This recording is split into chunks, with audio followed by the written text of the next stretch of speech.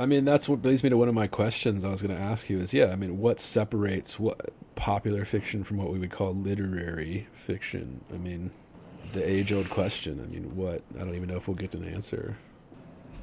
I think it's how much is sitting under the surface of the actual text. All right. Like, there's a lot that can be like left unsaid in literary fiction. I think a lot less gets left unsaid explicitly in pop fiction. Honestly, that's a good way to Like, I think think about it's it. more sensational. Yeah. It's a good way to think about it. I think we tend to think of them as like standards. Like we would be like, oh, literary fiction is a higher standard or something. Just higher brow. Yeah, which we would imply, Yeah.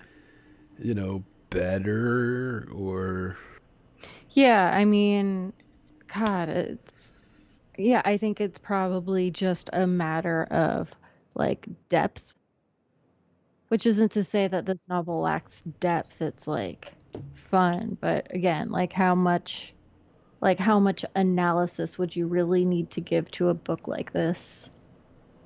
Sort of unpack it, you know? Not a right. lot. That's It's true. not actually like for as much as happens in this book, it's not actually that complicated. Yeah, of course. And honestly, I noticed that when I wrote down like a couple of the themes, which I didn't have many, I was like, yeah, this is not as dense. This compared to like when we did Wharton or somebody, dude, I had like half a page of just like themes that I listed off, like, and like it was, yeah. So I guess yeah, density is a good way to think about it, or surface level, or Yeah. I mean, I think complexity. that's what it is. Yeah. But I mean, yeah, I don't know.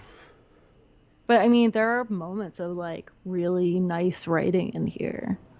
Yeah, I mean, he's I mean, sometimes it borders on like a little making a character feel a little bit pretentious, which I don't think is like that far off from what we need Jack Torrance to be.